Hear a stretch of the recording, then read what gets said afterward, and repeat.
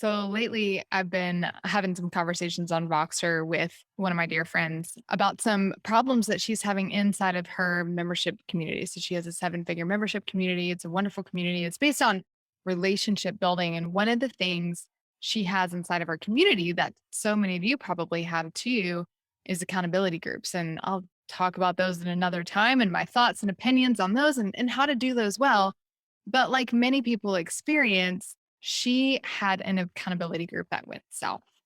So this peer group, one of them was a bad apple, so to say, and started making all the other apples in the group rotten, if you will. So this one person wasn't happy with the way something was going in the membership, and peer group time started becoming complaint time.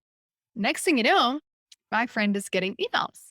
So it started with just one email from the peer group leader, which turned into emails from other members from that peer group, which then started to spread to other peer groups. The next thing you know, my friend is in this storming cycle, which you know what I'm talking about if you've heard me talk about the storming cycle in communities. And it all started with one person who had created influence inside of this peer group. Happens all the time, right? But what she was coming to me for was, what do I do? What do I do with these people? How do I respond to them? She had engaged in these email conversations with them. And ultimately, the things that they didn't like about the shifts that were happening inside of the program, she really couldn't change anything. The reality is they wanted to take the membership in a little bit of a new direction. It's not a whole new trajectory and purpose. It's just a little tweak in how they're serving their members.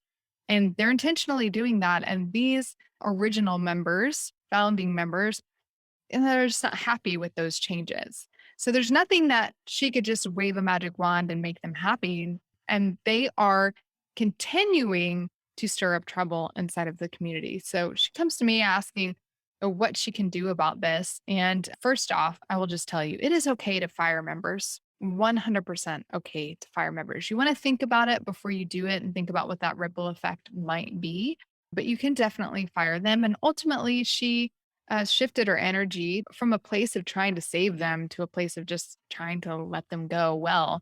But what had happened and what often happens inside of communities when something like this goes down is it starts to seep, like it grows legs and it starts getting into other peer groups and other members are hearing about it. And there's kind of like inklings about it coming across inside of the community. And who knows what conversations are happening outside of your community discussion forum, whatever that might be.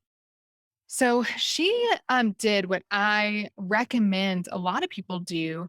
And this was her idea. She just didn't know how to approach it. She said, I want to do a live in the group and I want to talk about what's going on and address the mindset issue that's at hand here. And so, like she and I often do, we boxered back and forth, and I helped her come up with some language around this. And one of the things I said to her, and this is something that I teach inside of my trainings and my support with my clients as well, is a realignment moment.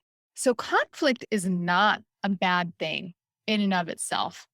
And I've been married for 12 years. We have had our share of conflict. And I can tell you that when we're able to step into the conflict and navigate it together, there's a great deal of renewed intimacy on the other side of that conflict. And I believe the same is true for all relationships, business or otherwise. But when we have conflict, we need to take control of the narrative and the tone that is happening and how it might impact the culture. And so it presents a realignment moment in that you, if you're the visionary or the visionary that you work with, you need to come to the community and you need to let them know what is okay and what is not okay inside of the community.